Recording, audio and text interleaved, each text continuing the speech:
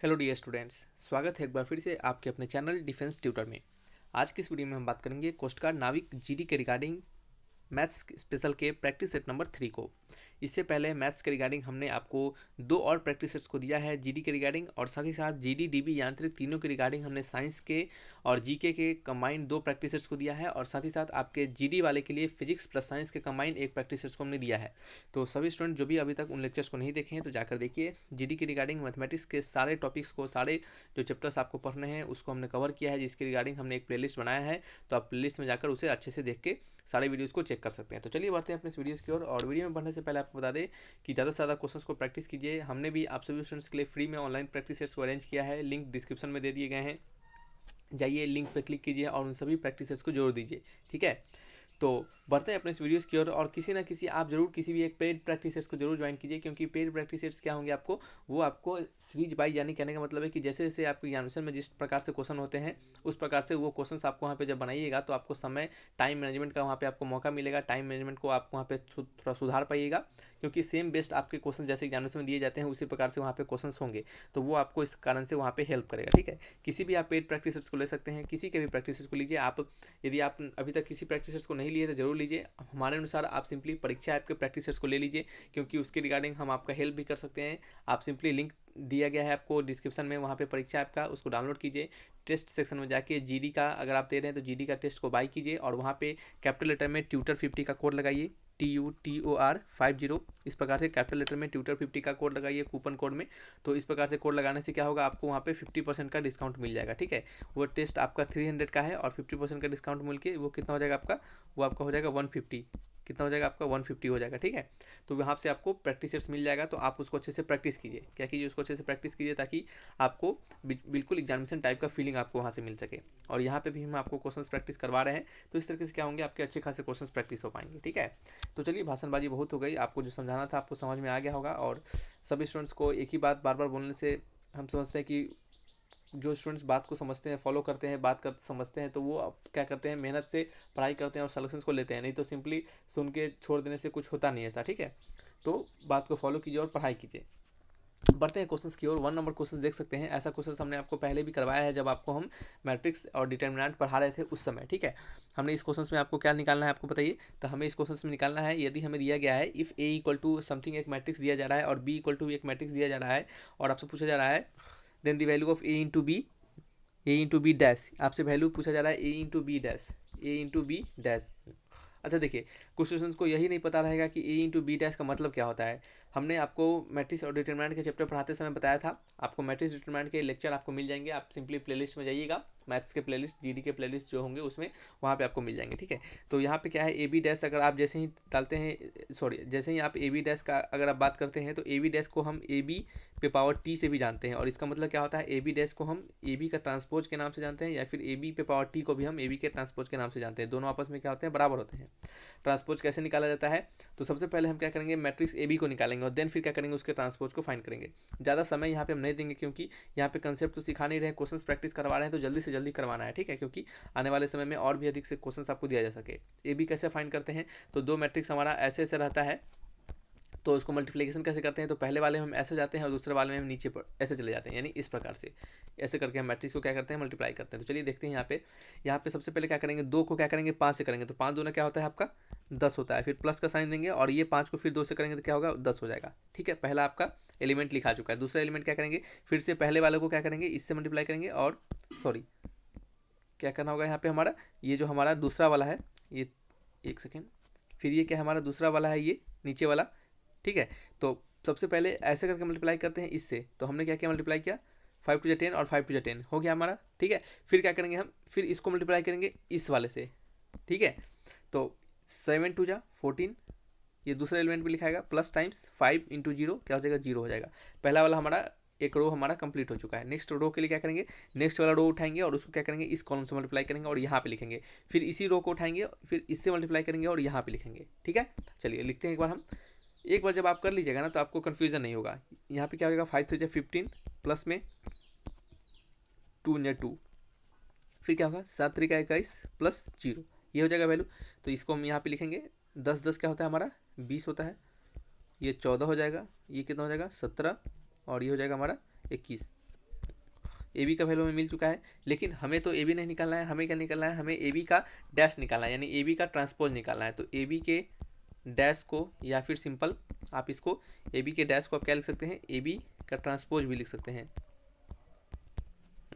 इसका वैल्यू क्या होता है, तो देखिए ट्रांसपोज में हम क्या करते हैं, सिंपल रो को क्या करते हैं, कॉलम में कन्वर्ट करते हैं और कॉलम को रो में कन्वर्ट कर देते हैं। जैसे ये हमारा क्या है, रो है, तो इसको क्या करेंगे हम कॉलम में कन्वर्ट कर देंगे, ठीक है। और फिर ये रो है हमारा, इसको क्या करेंगे एक और कॉलम में कन्वर्ट कर देंगे। चलिए करते हैं। तो पहला वाला जो रो है हमारा 2 14, उसको क्या करेंगे हम कॉलम में कन्वर्ट करेंगे, सॉरी 2 14 नहीं 20 14 है, तो यहाँ पे हो गया 20 और 14। और इसका क्या हो गया आपका, ये रो दूसरा वाला है, तो इसको क्या करेंगे कॉलम में कन्वर्ट कर देंगे, तो 17 21 हो जाएगा, ठीक है।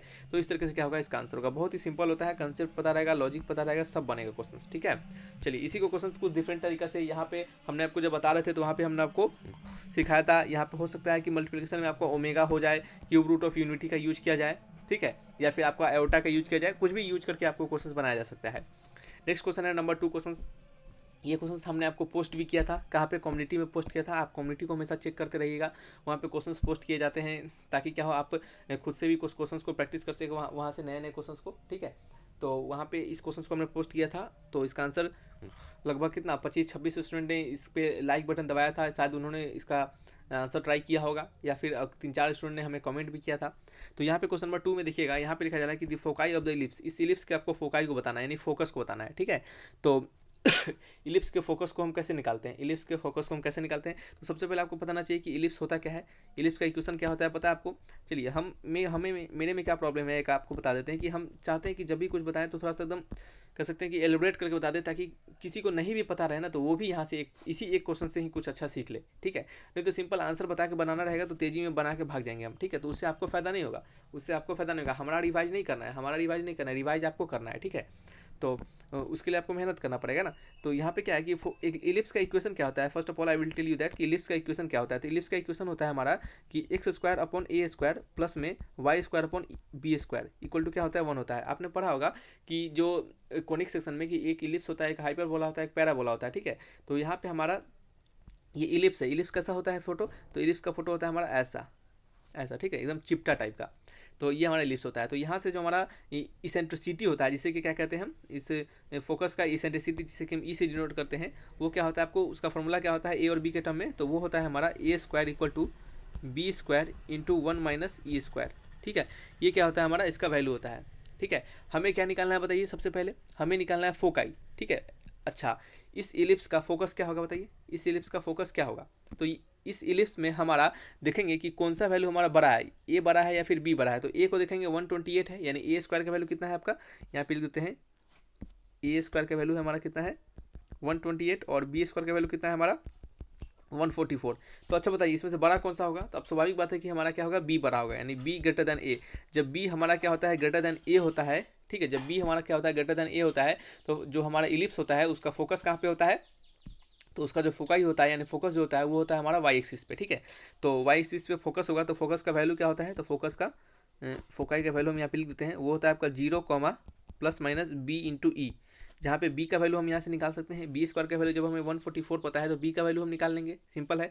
हमें क्या निकालना है, ई का वैल्यू निकालना है। यदि हमें बी का वैल्यू पता है, यदि हम ई का वैल्यू निकाल लें तो हमारा काम बन जाएगा, तो चलिए काम को बना लेते हैं हम। अब कैसे करेंगे यहाँ पे बताइए, तो यहाँ पे सिंपल तरीका है इसको निकालने का इस फॉर्मूला को अप्लाई करेंगे, इस फॉर्मूला को अप्लाई करके हम क्या निकालेंगे, ई स्क्वायर का वैल्यू डिफाइन कर लेंगे। और जैसे ही ई स्क्वायर वैल्यू पता चलेगा, हम वहाँ से क्या निकाल लेंगे, हम वहाँ से निकाल लेंगे अपना ई।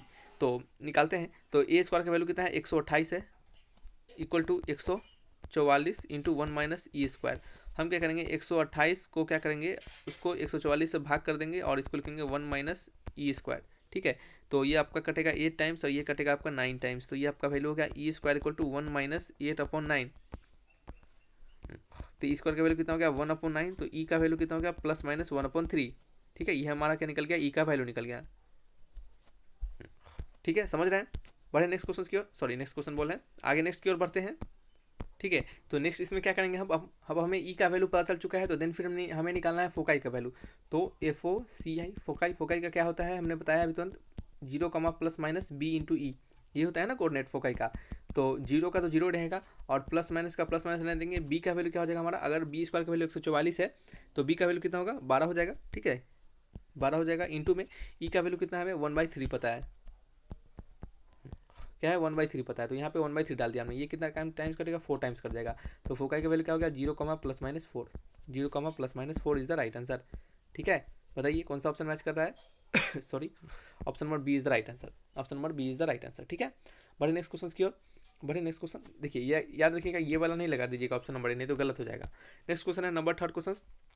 नंबर थर्ड क्वेश्चन में लिखा जा रहा है कि equation of XZ plane, equation of XZ plane. याद रखिएगा कि जिस भी प्लेन का इक्वेशन पूछा जाए, जिस भी प्लेन का इक्वेशन पूछा जाए तो उसके बचा हुआ जो हमारा एक्सिस हो जाएगा, वो एक्सिस क्या होगा, इक्वल टू 0 होगा। जैसे कि मान लेते हैं कि ये हमारा क्या होगा आपका, ये हमारा क्या होता है, कैसे देखिएगा समझिएगा, यहाँ पे आपको समझा देते हैं ताकि रटना ना पड़े। जैसे ये एक्स और ये जेड प्लेन है, और ये क्या हमारा आपका वाई वाला होगा एक्सिस, ये एक्स एक्सिस, वाई एक्सिस और जेड एक्सिस। ठीक है, ये हमारा 3 एक्सिस हो गया। हमसे पूछा जा रहा है एक्स जेड प्लेन के बारे में, हमसे पूछा जा रहा है एक्सजेड प्लेन के बारे में।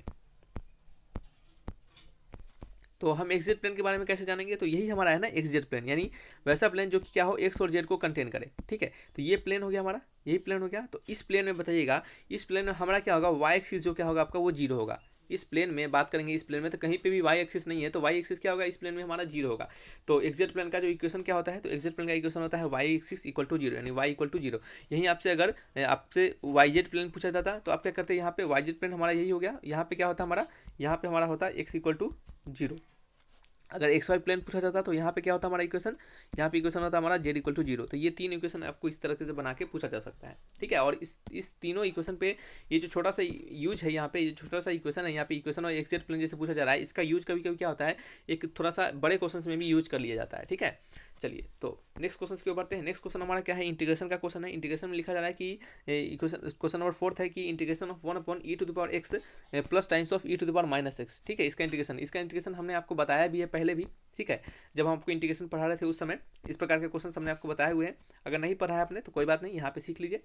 यहाँ पे है हमारा क्या कि इंटीग्रेशन ऑफ, आप सारे वीडियोज लेक्चर्स को अगर नहीं देखे हैं तो जाकर देखिएगा, डेफिनेट तौर पे वो आपको हेल्प करेंगे। ठीक है, तो यहाँ पे आपका 1/, क्योंकि सभी को हमने कंसेप्ट वहाँ पे क्वेश्चंस के थ्रू ही कंसेप्ट सिखाया है, तो क्वेश्चंस वहाँ पे आपको अच्छे खासे प्रैक्टिस हो जाते हैं। यहाँ पे हमारा ये जो दिया गया है, इसको हम क्या करेंगे, नीचे से हमारा e⁻−x है, इसको हम क्या लिख सकते हैं, जैसे e⁻x को e⁻x नहीं देंगे और e⁻−x को हम लिखेंगे 1/e⁻x। ठीक है, हम ऐसे लिख सकते हैं। ठीक है, देन फिर क्या करेंगे, इंटू dx रहेगा, इसका एलसीएम लेंगे तो इंटीग्रेशन क्या हो जाएगा, e⁻x/1 प्लस e⁻x का होल स्क्वायर। ठीक है, ऐसा लिख सकते हैं, या फिर आप इसको सिंपल ऐसा भी लिख सकते हैं, इंटीग्रेशन ऑफ e⁻x 1 प्लस क्या होगा आपका 1 प्लस e⁻2x इंटू dx। ठीक है, यही होगा हमारा ना। अब हाँ, यहाँ पे हम नेक्स्ट काम करेंगे क्या, अब हम यहाँ पे क्या करेंगे, इसको सॉल्व करने के लिए हम एक काम करते हैं, हम यहाँ पे जो हमारा e⁻x है इसको क्या करते हैं, टी लेट कर लेते हैं। e⁻x को क्या करेंगे, टी लेट करेंगे, तो dt इक्वल टू क्या हो जाएगा, e⁻x इंटू dx। तो dx का वैल्यू क्या हो जाएगा, dt के टर्म में dt/e⁻x। ठीक है, ये क्या हो जाएगा हमारा dx का वैल्यू dt के टर्म में हो गया। ठीक है, अब चलिए यहाँ पे क्या करेंगे, इसका हम यूज करेंगे। तो हम यहाँ पे क्या माने हैं, e⁻x को हमने माना है t, तो यहाँ पे हो जाएगा t/, अच्छा एक काम करते हैं, उसको t ना लिख के उसको e⁻x ही रहने दीजिए, या फिर आप यहाँ पे जो हमारा dt/dx आया, यहाँ पे जो हमारा dt/dx आया है, आप इसको भी कन्वर्ट कर सकते हैं। कैसे देखिएगा, इसको आप क्या लिख सकते हैं बताइए, तो इसको आप लिख सकते हैं इतना इक्वल टू dt/t। क्यों t लिख सकते हैं, क्योंकि e⁻x को हमने t माना है। ठीक है, तो आप कहीं से भी कीजिए, बात वही पड़ता है। तो यहाँ पे हमारा ऊपर वाला वैल्यू को क्या मान लिया हमने, t मान लिया, अपॉन 1 प्लस t का क्या हो जाएगा, स्क्वायर हो जाएगा, इंटू क्या होगा हमारा जो हमारा वेरिएबल। आप देख सकते हैं कि यहाँ पे x था तो वेरिएबल हमारा x था, अब यहाँ पे हमारा t है तो वेरिएबल हमारा क्या हो जाएगा, dt हो जाएगा। और dt का वैल्यू यहाँ पे dx का वैल्यू हमने dt के टर्म में क्या निकाला है, तो dx का वैल्यू हमने dt के टर्म में निकाला है dt/t। ये t से हमारा t कट जाएगा, ये t से क्या होगा हमारा t कट जाएगा।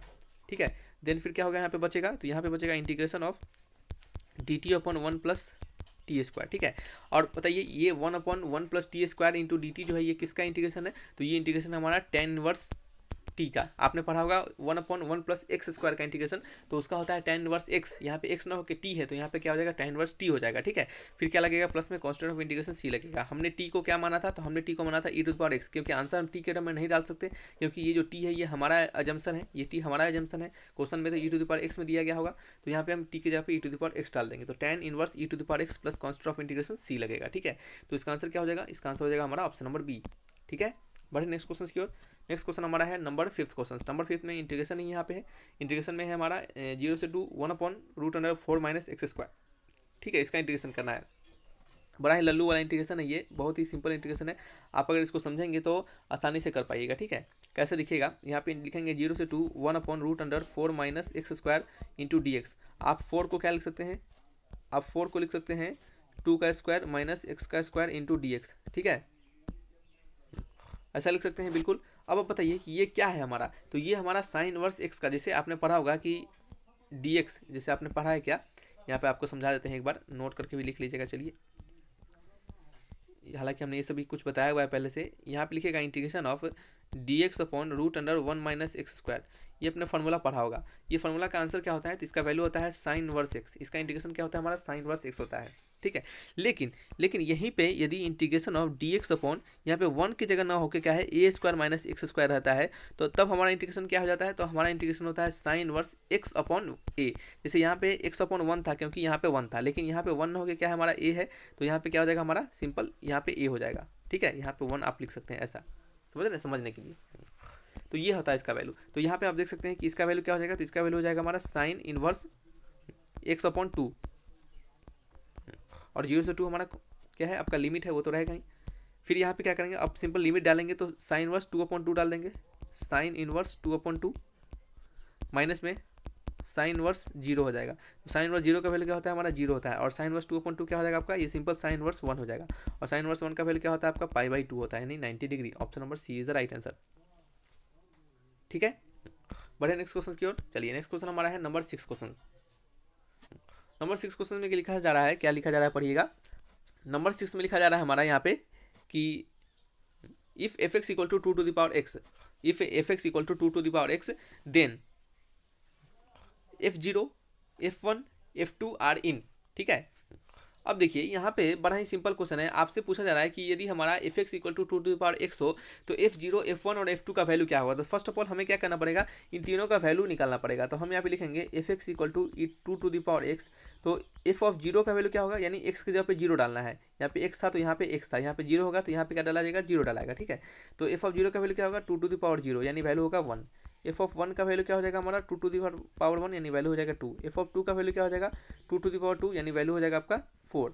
तो 1, 2 और 4, 1, 2 और 4 ये क्या है, आप देख सकते हैं कि सारे में क्या हो रहा है, 2 का मल्टीपल हो रहा है। यानी जब हमारे में 2 का मल्टीपल हो रहा है तो ये किस में होगा हमारा, ये होगा हमारा जीपी में, यानी गुणोत्तक श्रेणी में, जिसका कॉमन रेशियो क्या होगा हमारा, बताइए क्या होगा, तो कॉमन रेशियो होगा हमारा 2, ठीक है।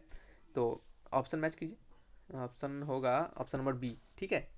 चलिए, नेक्स्ट क्वेश्चन हमारा है नंबर 7 क्वेश्चन। नंबर 7 में क्या लिखा जा रहा है, नंबर 7 में लिखा जा रहा है कि इफ फंक्शन का क्वेश्चन है ये भी, इफ एफ इंटू अंदर में x प्लस 1/x का वैल्यू दिया जा रहा है x square plus 1/x square, जहाँ पे x नॉट इक्वल टू 0 है, देन एफ एक्स का वैल्यू आपसे पूछा जा रहा है, देन आपसे एफ एक्स का वैल्यू पूछा जा रहा है, कैसे फाइंड करेंगे।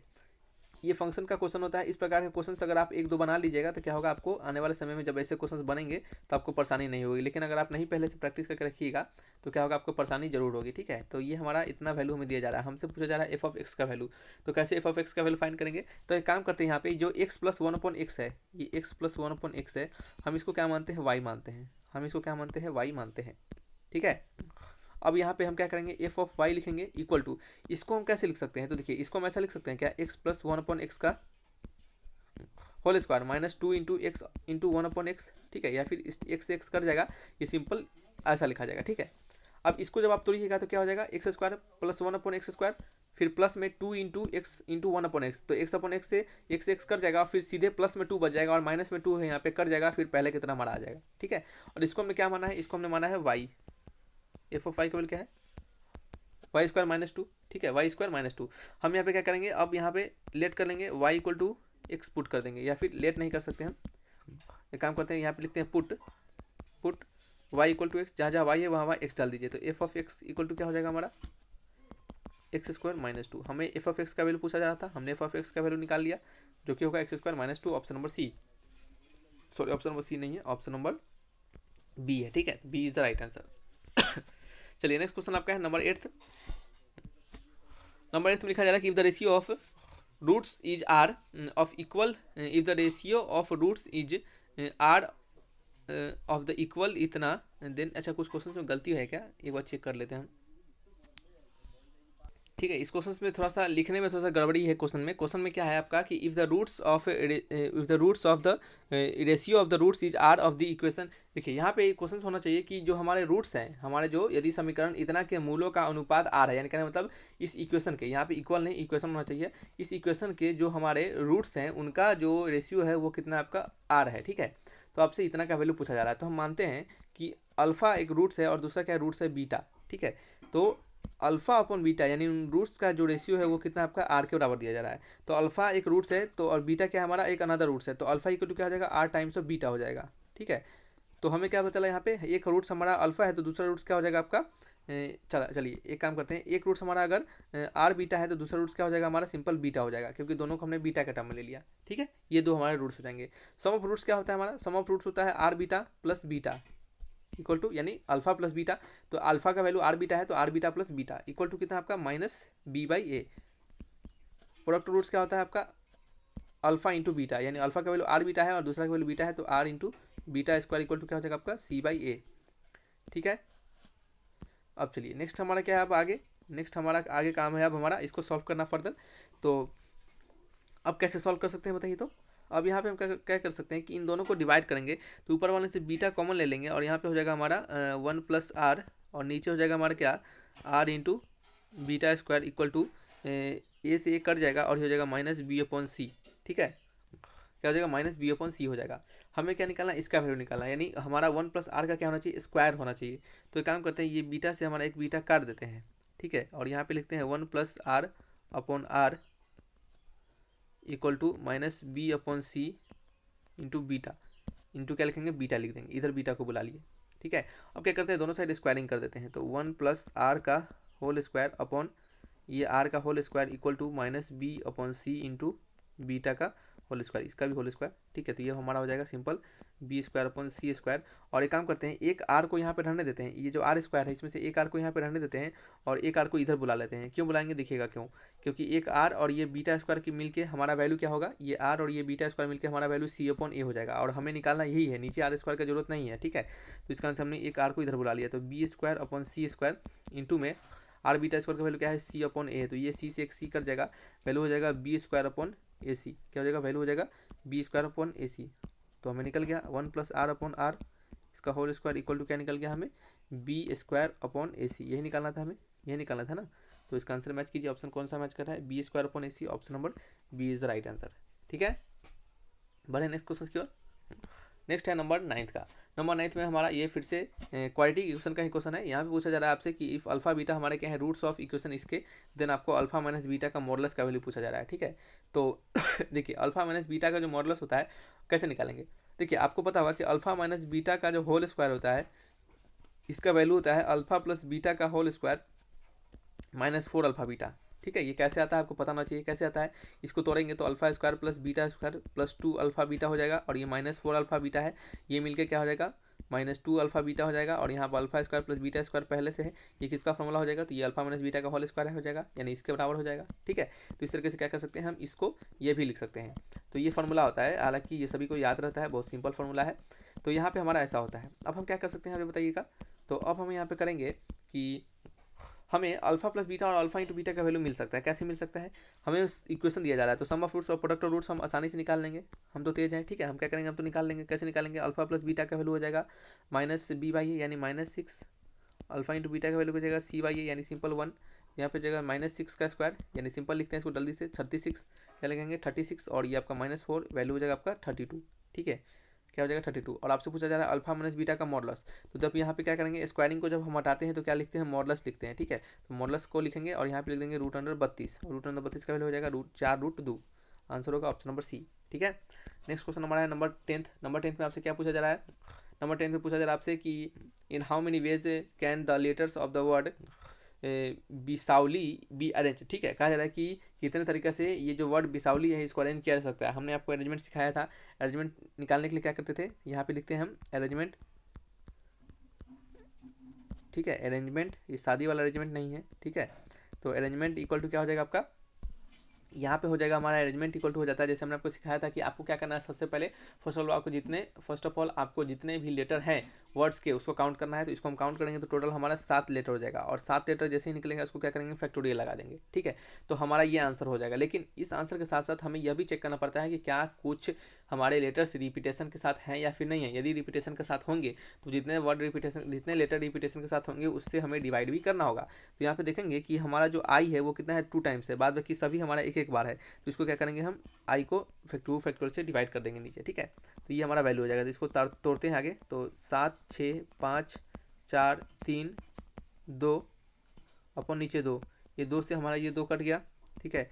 ये कितना हो जाएगा आपका, 7 इंटू 6 5 जा 30 इंटू 4 3 जा 12, ठीक है। 7 3 का 21, 210 गुने 12, ठीक है। तो इसको मल्टीप्लाई करेंगे तो यहाँ पे हो जाएगा हमारा। अच्छा एक काम करते हैं, इसको और थोड़ा सा तोड़ते हैं, हमने गलती मल्टीप्लाई ही कर दिया, हमको सही से मल्टीप्लाई करना चाहिए था, ठीक है। तो एक काम करते हैं, इसको 4 3 जा 6, सॉरी 5 4 जा 20, और 20 इंटू 6 कितना हो जाएगा आपका, 20 इंटू 3 आपका हो जाएगा 60, और 6 समझा कितना होता है 42, तो 42 इंटू 60। अब मल्टीप्लाई करने में बड़ा आसानी होगा, 6 दूना 12 और 6 पर 24 एक 25, कितना हो जाएगा 6520, इसका आंसर होगा। ऑप्शन नंबर कौन सा है, ए इज द राइट आंसर। तो इस तरीके से क्या करेंगे, इन क्वेश्चंस को बनाएंगे। तो चलिए रखते हैं इस वीडियो को यहीं पे, और कोई डाउट हो तो आप कमेंट बॉक्स में लिखिएगा, और वीडियो को ज़्यादा से ज़्यादा आप शेयर कीजिए दोस्तों में, और ज़्यादा से ज़्यादा वीडियोज़ को देखिए, प्रीवियस वीडियोज़ को देखिए, क्योंकि वो सभी आपके लिए हेल्पफुल हैं। तो ऐसा नहीं सोचिएगा कि प्रीवियस वीडियो है तो थोड़ी काम आएगा, ऐसा कुछ नहीं होता है, सभी वीडियोज़ आपको काम आएंगे, सभी में अच्छे अच्छे क्वेश्चन करवाए गए हैं। तो एक एक वीडियोज़ को देखिए, एक एक क्वेश्चन को देखिए और सीखने का प्रयास कीजिए, ठीक है। रखते हैं इस वीडियो को यहीं पे। थैंक्स फॉर वॉचिंग वीडियो, तब तक के लिए बाय बाय।